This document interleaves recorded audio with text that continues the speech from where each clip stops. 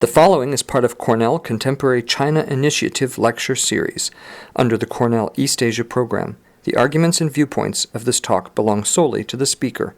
We hope you enjoy. Welcome back to the Cornell Contemporary China Initiative. We're very happy to welcome today Aaron Huang, who's a professor of East Asian Studies and Comparative Literature and the Julius Family Preceptor in Multidisciplinary Studies at Princeton University. Professor Huang is an interdisciplinary scholar of visuality and media studies, and her recent research asks how we visualize current economic and social and political systems in film, architecture, and the imagination. Her first book, titled Urban Horror, Neoliberal Post-Socialism, Chinese Cinemas, and the Limits of Visibility, is coming out from the Duke University Press. Her next project is about islands and the imagination of islands in the visual imagination of islands, and it sounds awesome. And so I'm very happy to welcome her, and I hope you help me bring her into the class.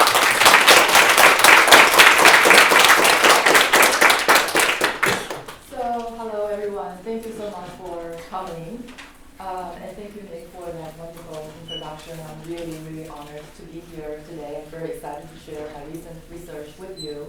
And before I thought about, I brainstormed how should I begin this talk. Maybe I'll begin with some kind of anecdotal notes.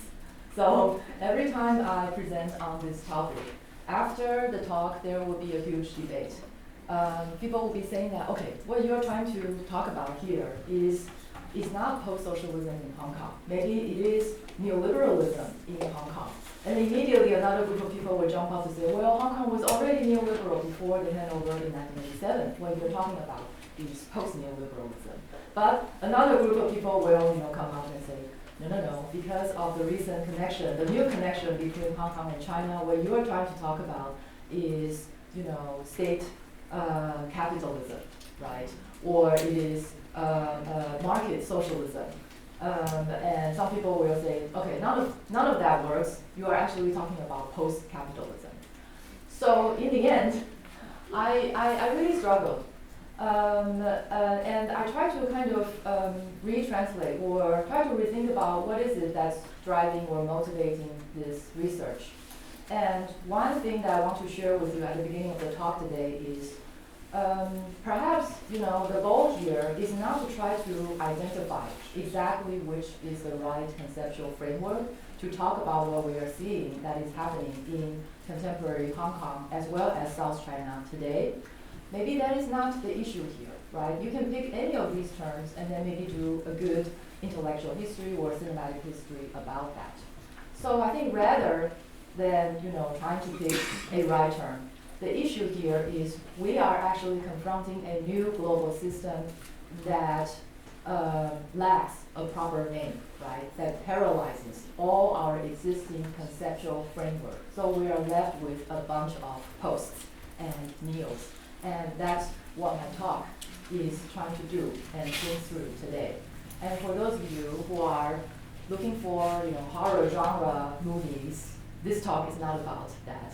Yeah, I kind of realized, Halloween is coming up. But yeah, unfortunately, I wish I could contribute to that, but unfortunately it's not really about those films.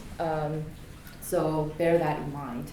And I prepared a script, a colloquialized script, so you can watch the slides and I will talk through the ideas.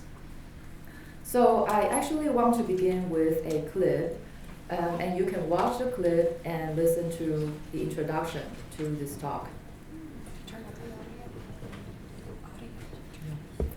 On October 1st, 2014, the National Day of the People's Republic of China, a celebration was taking place in the island city of Hong Kong. As fireworks illuminated Hong Kong's skyline, the scene on the ground revealed an entirely different landscape. The streets were filled with people and engulfed in a chemical cloud.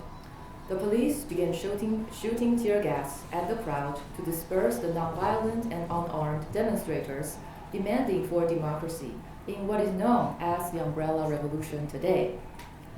Against the darkness of the sky, the fireworks' brilliant colors shined above the protest zones and were transformed to urban battlegrounds.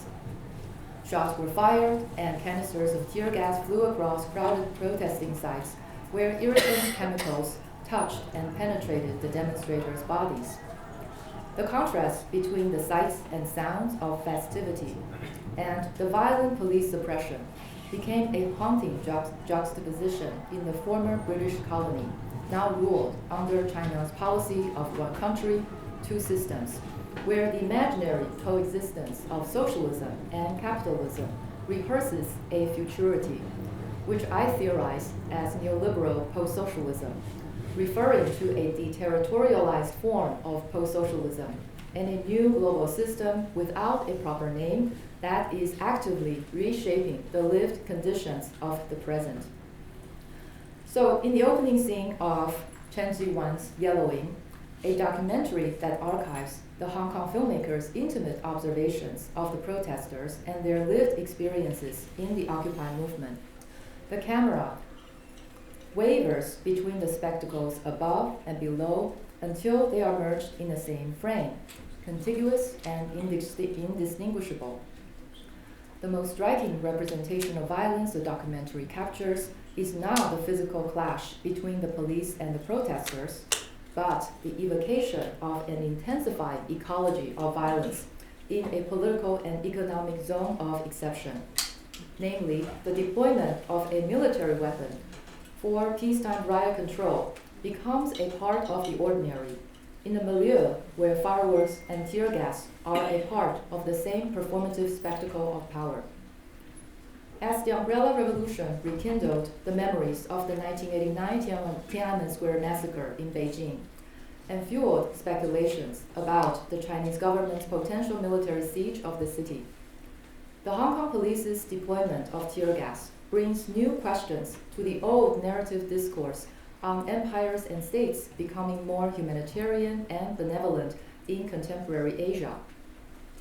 Rather than interpreting the tear gassing of nonviolent Hong Kong protesters as a sign of civility, the suppression signals a new form of Chinese governmentality that is not only prepared, but actually now anticipates any new nonviolent forms of collective actions.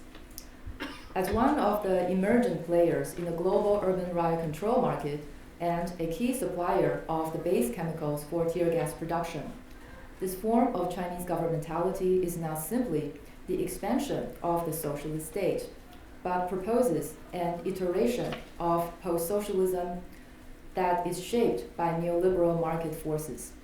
So by drawing attention to urban horror, and I will return to this term again later in the talk, a term that I use to denote an emergent horizon of affects, indicating a communicative network of emotions, where cumulative intensities of feelings that are searching for new forms of expression travel and disseminate through mediated informational and sensory channels, and in this case, through cinema. I am interested in thinking about how to re-articulate resistance after the presumed end of revolutionary times, after the catastrophic protest of 1989. As the camera in Yellowing gazes at Hong Kong's iconic skyscrapers, celebratory socialist slogans in red lighten the night sky.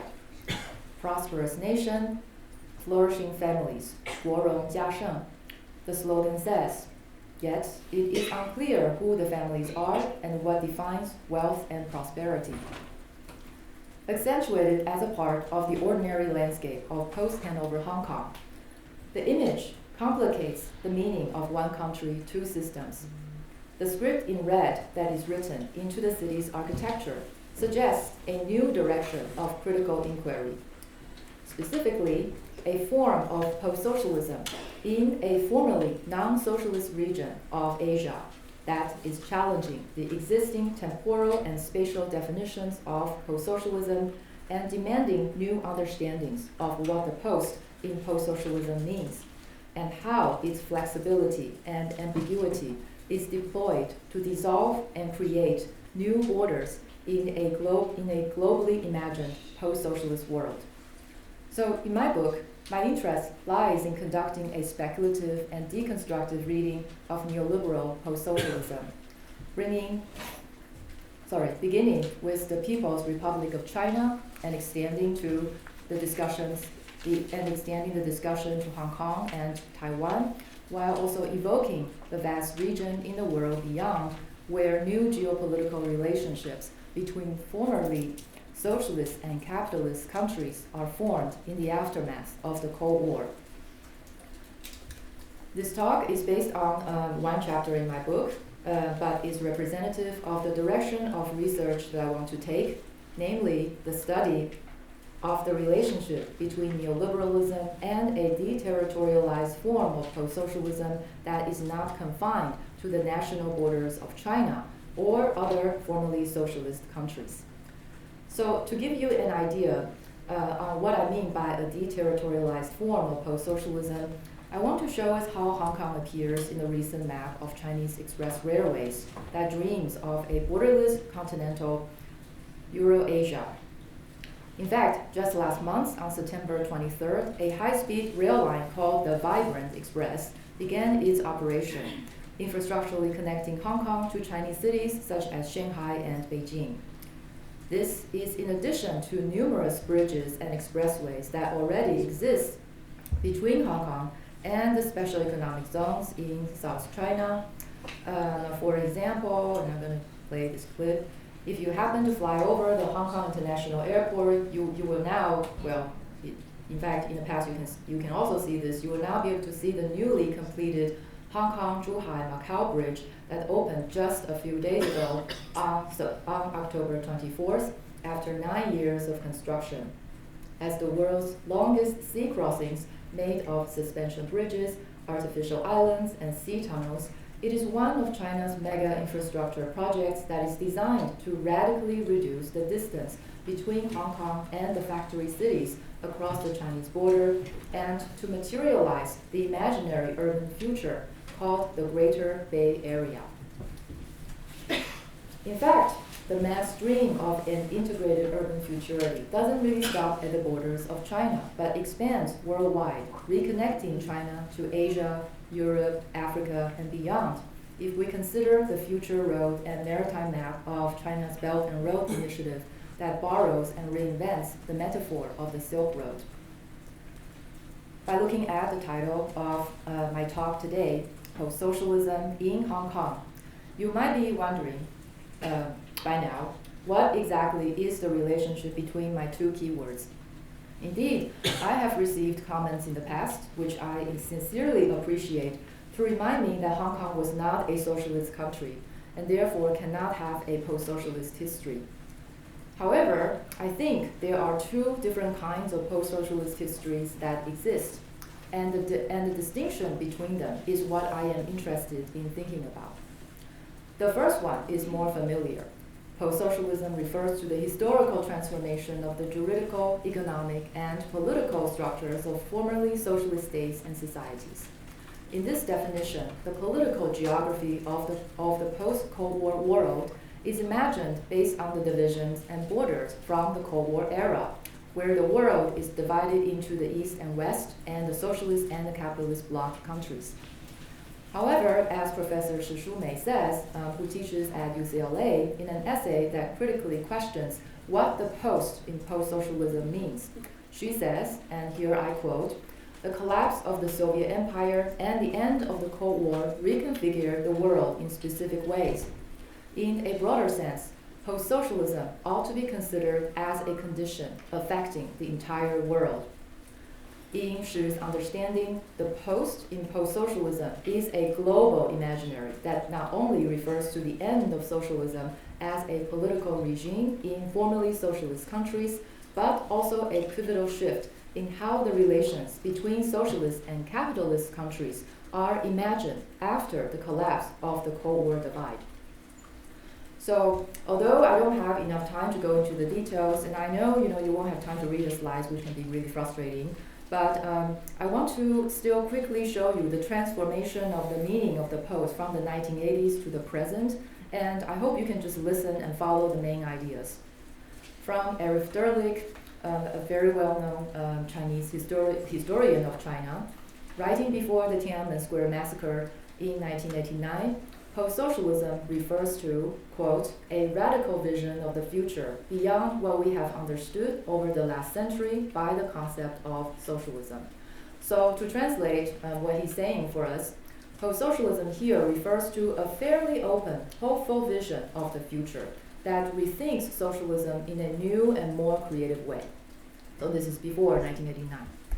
Xudong Zhang, who teaches at NYU in post-socialism and cultural politics, his idea is that post-socialism is the continuation of the ideals of Chinese socialism. The post here is used to indicate a potential space of resistance against the advancement of global capitalism. But when we get to Jason McGrath, McGrath's argument is that post-socialism is a part of global capitalism, and capitalist market forces is the cultural logic of post-socialist cultural productions. And at last, as mentioned, according to Shishume, post-socialism is a global condition affecting the entire world.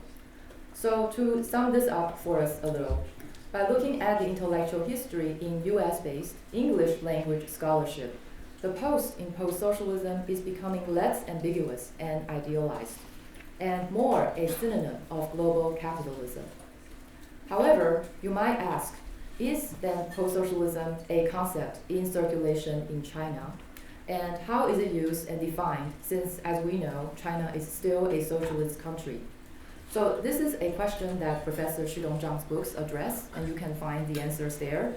But basically, yes, post-socialism is a concept that exists and in circulation, but I actually thought it would be more interesting to put this intellectual history on post-socialism to put it into dialogue with what the Chinese Communist Party is thinking about.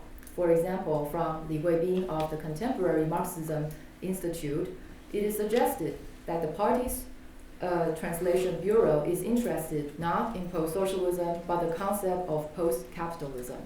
So the post here opens up a space to imagine the end of capitalism rather than socialism, as suggested by the interest in Peter Drucker's 1993 very popular book, Post-Capitalist Society, that generated nationwide debates and discussions. But we are done with the vocabulary lessons.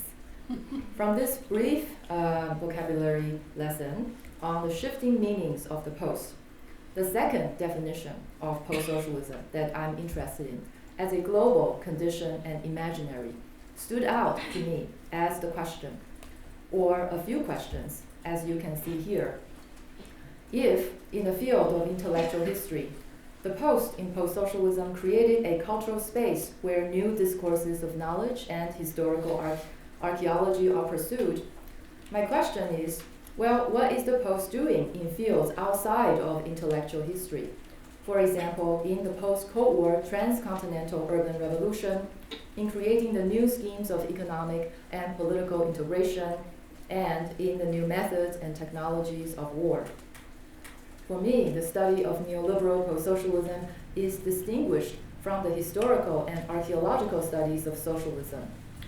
On the contrary, my interest lies in the present and the futurity of an anticipated post-socialism which may or may not arrive, but has created lived histories and effects in the present and continues to reinvent our understanding of what socialism in China means.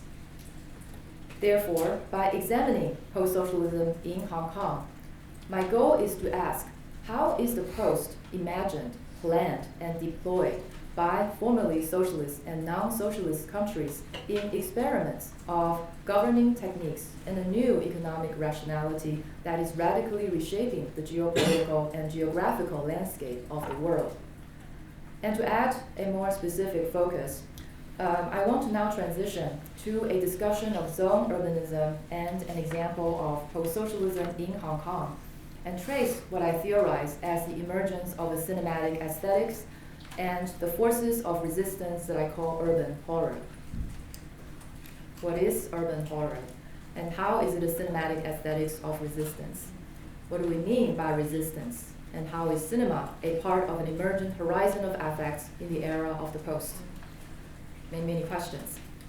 When one thinks about Hong Kong in its recent history, and especially since we have been talking about post-socialism in Hong Kong, The first image that comes to mind is probably what we are seeing on the screen here, a sea of umbrellas protecting peaceful Hong Kong demonstrators from the violent police suppression and tear gassing in the 2014 Umbrella Revolution. We have watched a clip from a recent documentary on the protest movement.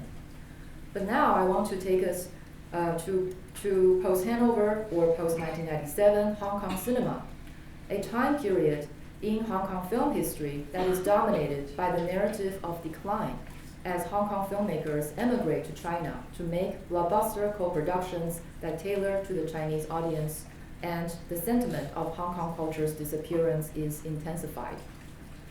However, it is precisely in this general milieu where the sentiments of decline and disappearance disseminate and accumulate, or what I would like to think of as the feelings and affects that we don't know how to feel yet, feelings that precede legible categories, and feelings that I want to give the name urban horror that I find contemporary Hong Kong cinema fascinating. In fact, even more fascinating than the pre-1997 New Wave films.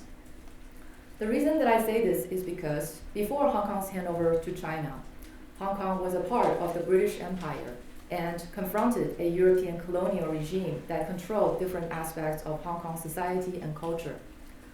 However, after 1997, and under the ambiguity and flexibility of Chinese post-socialism that rules Hong Kong under one country, two systems, it becomes increasingly difficult to grasp the economic and political regime that is actually reshaping every aspect of Hong Kong society. It is a new regime without a proper name, as I have been theorizing in this talk. Therefore, the relationship between aesthetics and politics and what aesthetics can tell us about what we think we know as the known political scene interests me. Rather than a study of Hong Kong cinema that focuses on a certain genre, a filmmaker, or the development of a film technology, what I see in contemporary Hong Kong cinema is a geopolitical unconscious where aesthetics redefine the limited definition of politics. And by showing us the limits of the sensible, visible, and audible world, or in French philosopher Jacques Rancière's words, the limits of the existing distribution of the sensible world. Cinema represents a locus where certain bodies, sights, and sounds and spaces and temporalities spectrally return. Collectively, they suggest the presence of a sensory network of affect that continue to rehearse sentiments and feelings of a sensory network, that continue to rehearse sentiments and feelings that are produced under the global post-socialist condition, but are in the process of still finding a language of articulation. To trace this rehearsal of sentiments in Hong Kong cinema, I want to briefly discuss a disaster film by Hong Kong filmmaker Fruit Chen, where the post is conceptualized as a post-human city, where Hong Kong loses all its human inhabitants and turns into a city without bodies. Released a few months before the protesters in the Umbrella Revolution occupied Hong Kong, Fruit Chen's feature film The Midnight After soared at the local box office. Its portrayal of a post-apocalyptic Hong Kong struck by an unknown disaster where Hong Kong's human population vanishes and potentially radioactive blood-red rain pours from the sky, created heated discussions not only on the film's allusion to the Chinese surveillance state, but also its influence on the protest movement that was yet to come.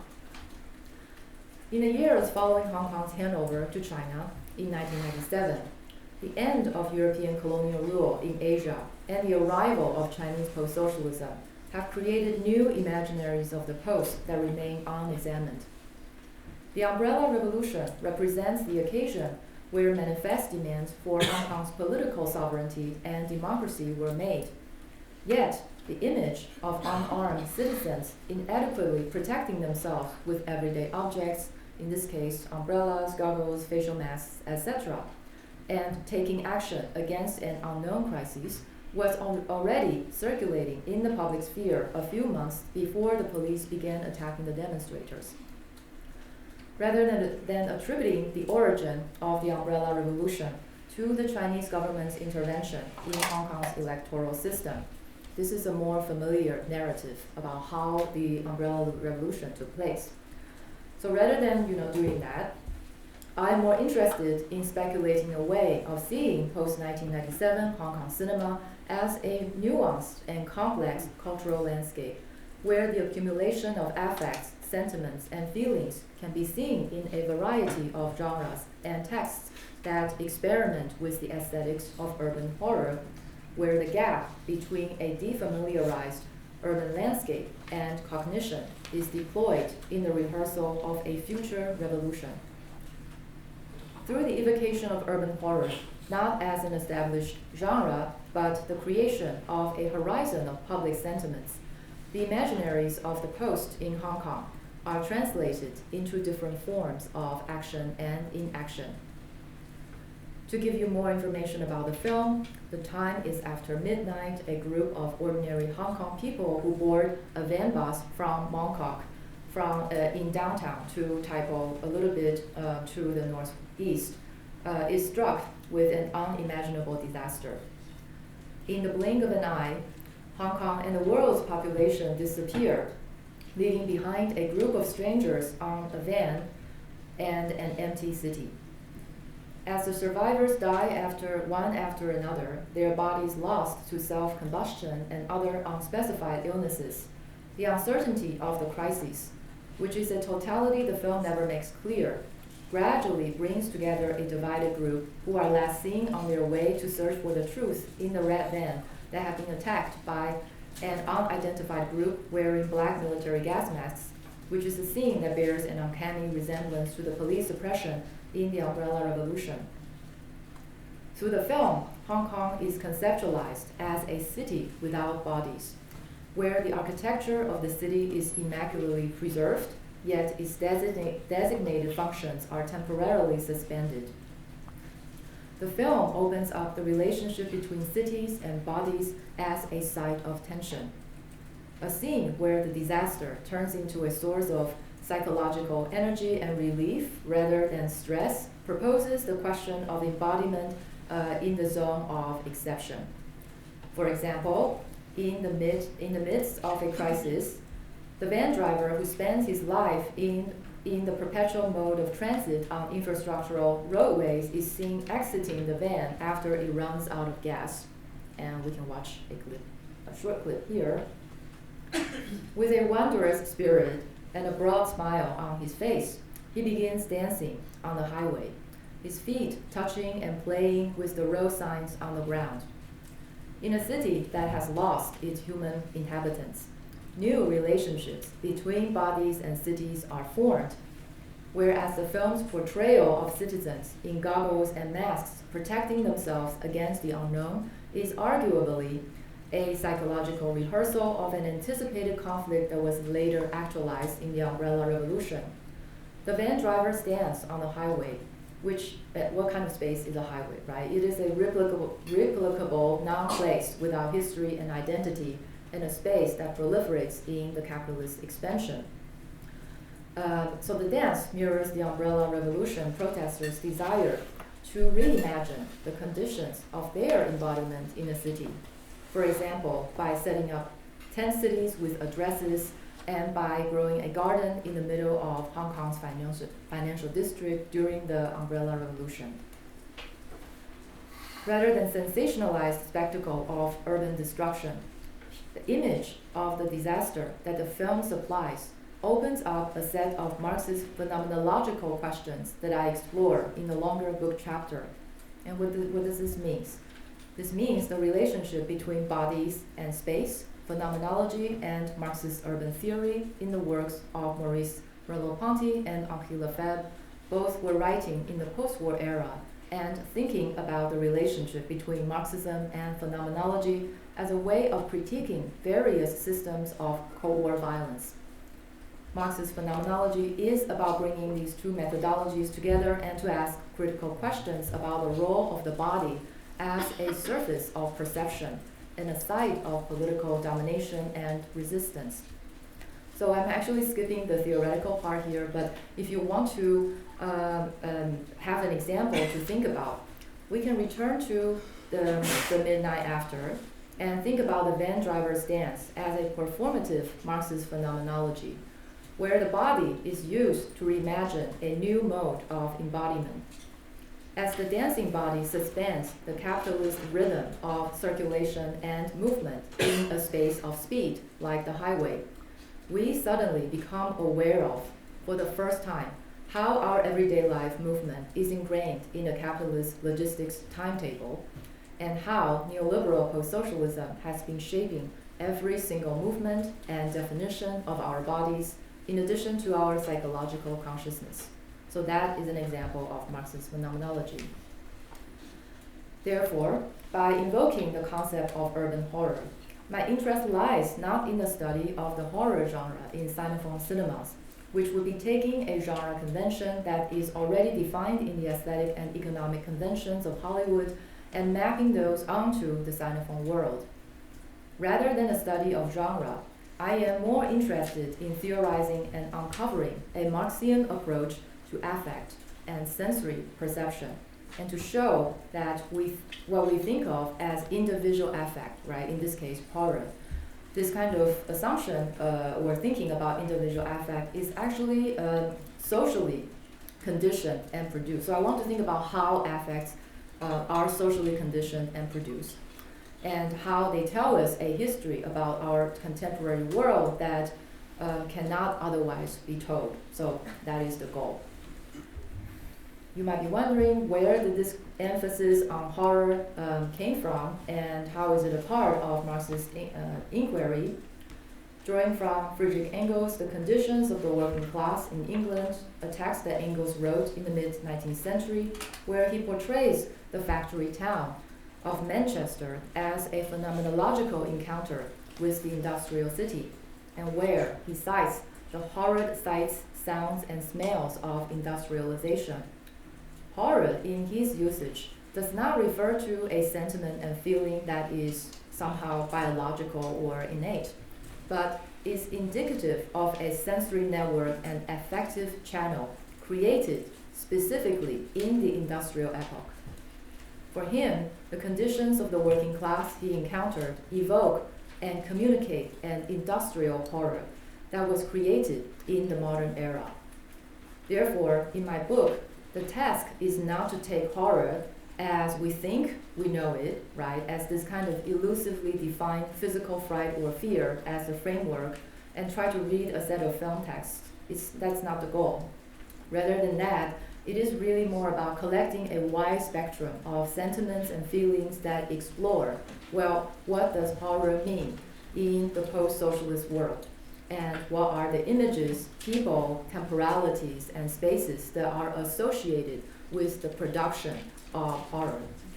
While geopolitical and urban transformations, they are taking place under this kind of flexible interpretation of the post-socialism. So in the reading of The Midnight After, my idea is therefore to problematize the image of the city without bodies, and to read it as an aesthetics in direct dialogue with the neoliberal post-socialist production of space through zoning, or the creation of special zones of political and economic exception like Hong Kong. Keeping in mind the image of the city without bodies, I want to spend a few minutes to explain what I mean by zoning. What is zoning, and how is Hong Kong a post-socialist zone of experiment? According to architect Keller Easterling, zoning is a specifically post-war invention that is comparable to the creation of repeatable and programmable software for cities and spaces in the form of export processing zones, science and industrial parks, and the well-known mega-sized special economic zones located in China. Calling the ramifications of zoning a new global epidemic, Easterling points out that the creation of zones of exception for intense industrial development or financial free trade actually do not benefit the majority of the population in their host countries. Evolving from its early form as colonial ports from the mid-1500s to the 1930s to export processing zones in the late 1950s to the 1970s, and now taking the form of mega-sized special economic zones and science and industrial parks, zoning urbanism has become an essential state instrument in forging international trade relations. According to anthropologist Ai Wang, zoning as a spatial technology is especially popular among Asian and post-socialist countries, implicitly suggesting the repurposing of an originally European colonial space or spatial technology in the context of neoliberal post-socialism. Through these spatial pockets of exception, numerous economic and political experiments are allowed through the flexibility of the post, which produces maximum profitability and political integration without disruption to the political imaginary of the nation state. Located at the border of China's special economic zones that were created in 1980, Hong Kong is a part of the archipelagos of special economic zones in Shenzhen, Dongguan, Zhuhai, and more, and made into a point of transit in new master plans to create even more tightly integrated logistics routes. As one of the first treaty ports opened to the West in the aftermath of the First Opium War in 1842, Hong Kong epitomizes the colonial, post-colonial, and now post-socialist state technologies of exception. Since the early 1980s, various transitional tools have been used in both the state and private sector to ensure Hong Kong's integration into the new spatial category of post-socialist special economic zones.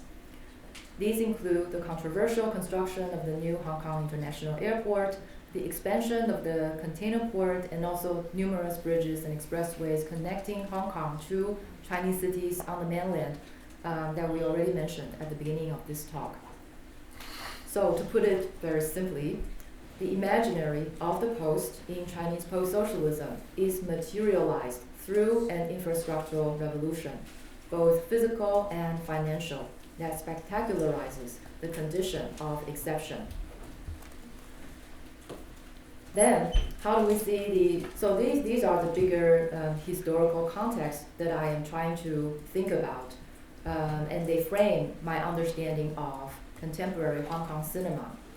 So how do we then see the emergence of public sensory channels that are produced under the post-socialist condition?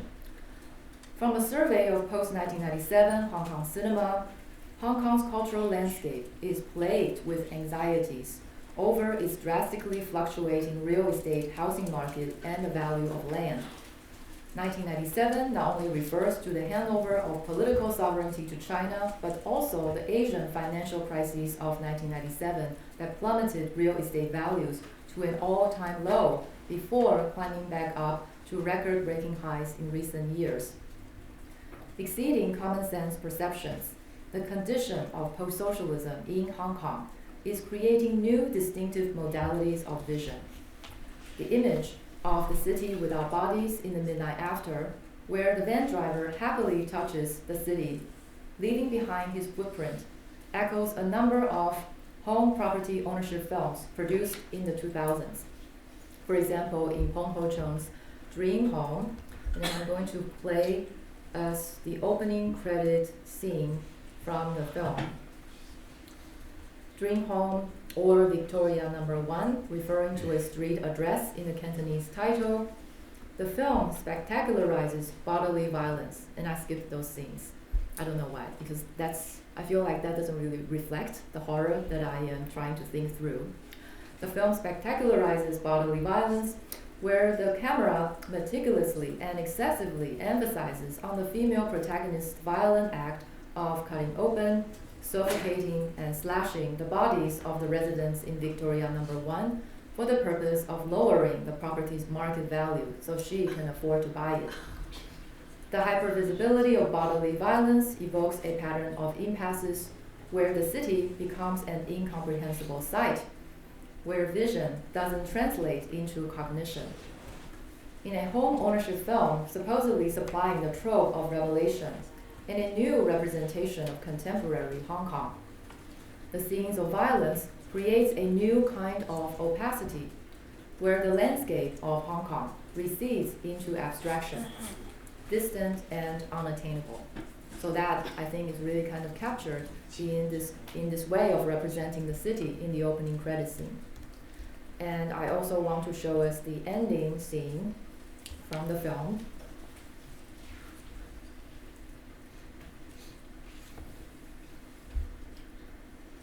After killing all the residents in Victoria No. 1, the radio announces the news of the 2008 financial crisis, which would mean the decline of property value, rendering the extreme violent acts unnecessary. Hong Kong, as you can see, like the face of the protagonist, is indecipherable. It is the reflection of a mirage that has nonetheless generated real and irreversible violent aggressions. Even in the romantic comedy Temporary Family from Cho Wen-ji, where 4 strangers move into a luxury apartment that they can't afford to buy for the dream of creating their own speculation of apartment value.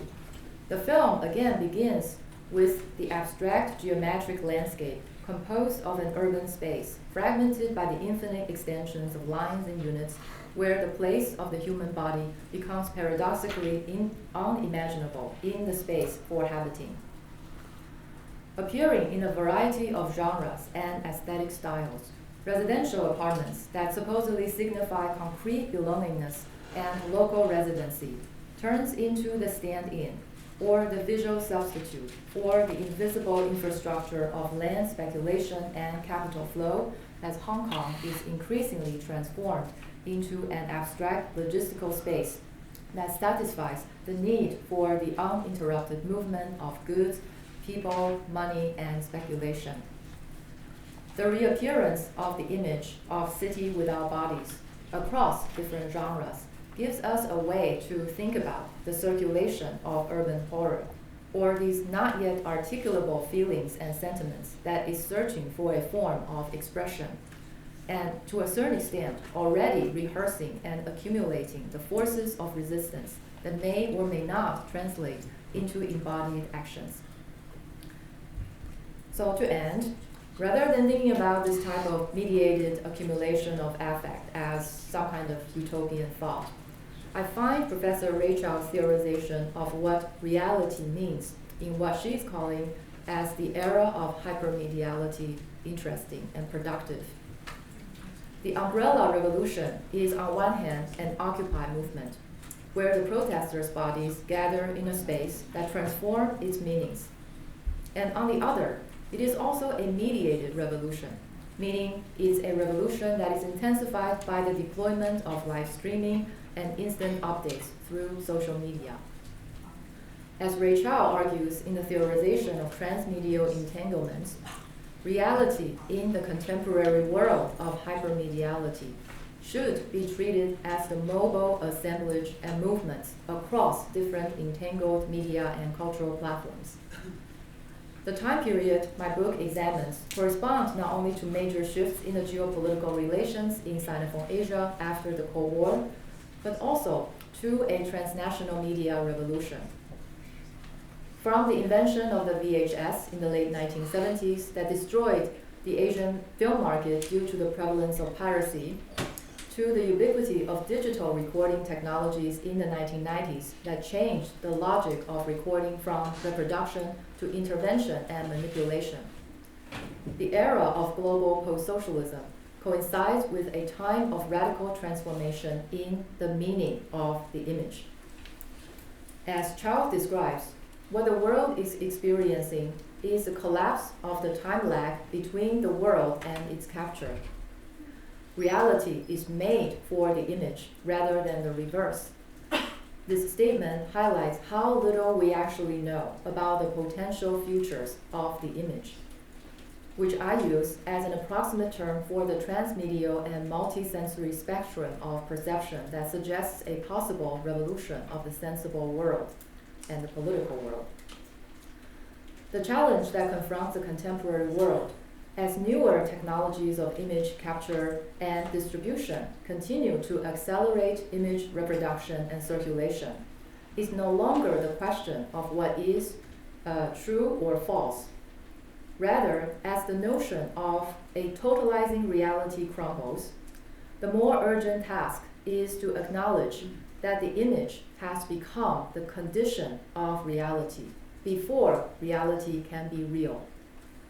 A new logic of technologized visuality has emerged, where images are meant and required to produce new realities and perceptual and conceptual frames. Visuality has become the constitutive condition of feelings, sensations, political domination, and public dissent that are premised upon speculations about the afterlife and futures of the image. So I want to end my talk today by inviting us to think about the future of the image, including the reappearance of certain spaces, temporalities, bodies, and sounds that become the markers of profound cultural ambivalences toward both capitalist, socialist, and neoliberal post-socialist developmentalism. These multisensory images are already rehearsing urban revolutions, with or without actuality. Thank you.